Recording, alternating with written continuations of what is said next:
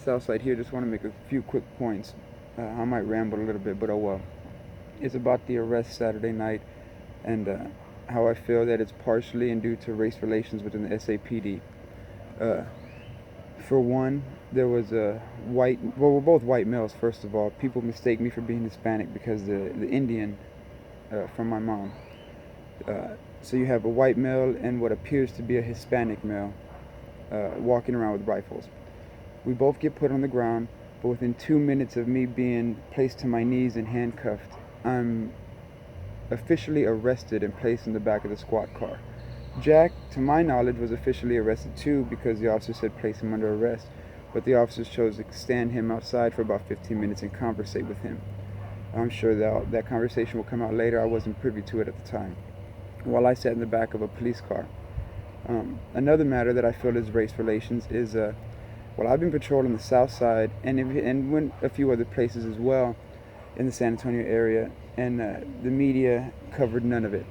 I respect that. I'm not saying that I need the coverage, but about, I don't know, within the last month, a group of white gentlemen from the northwest side started doing the exact same thing I've been doing, and they made the news real quick.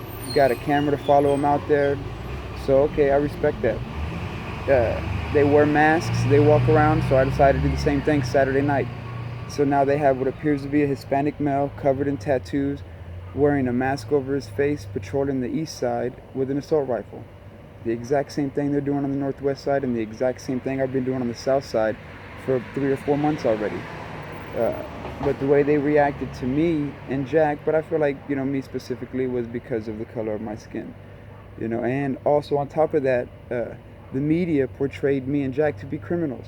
I don't remember exactly. I've seen the video, but for the most part, two armed men on the east side, calls of shots fired by civilian citizens, good Samaritans.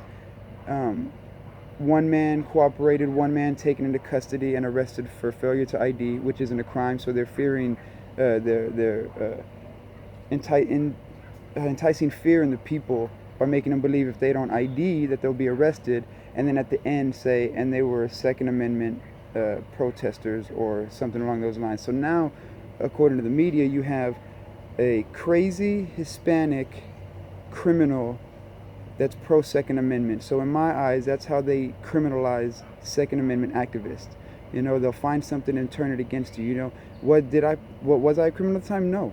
I did nothing wrong, but the news didn't report that. The news didn't report that they were arresting me for disorderly conduct and then failure to ID. They just real quick, man's facing charges, arrested, wouldn't cooperate, Second Amendment activists. So that, to me, if I was just watching the news and a blind sheep, I'm thinking, wow, these Second Amendment guys are crazy. Look at what they're doing, walking around getting arrested. That's how they portray. That's how they want to portray us, and we need to get that shit fixed. Again, and I feel like partially, not entirely, but partially because of the color of my skin, because I don't appear to be white on the outside like my birth certificate states, which it doesn't matter to me. It shouldn't matter white, black, Chinese, American, Mexican, Arabic. I don't give a fuck. If you're an American, these rights are entitled to you. And then on top of that, if you're a human being, these rights are fucking entitled to you just on that alone. Just because you have the right to exist and the right to be safe and the right to express yourself, those are just basic human rights. On top of the fact that the Constitution is just a notified piece of paper, basically letting the country know that these rights can't be taken away. So just wanted to put that out there real quick. Also, I called San Antonio property. They said my weapon's ready to be picked up, but I needed to get in touch with the Detective Stevenson from, I think they said, the homicide unit. I remember the number exactly, something like 207 to 7630. I'll post it later in the comment section. But I called him and left a message, asked if he can call me back before 2. It is now 1:43.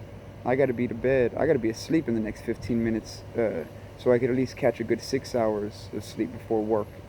So just wanted to give y'all an update on a conversation I had that really stirred some feelings that I really never paid attention to before. So leave your comments and let me know what you think.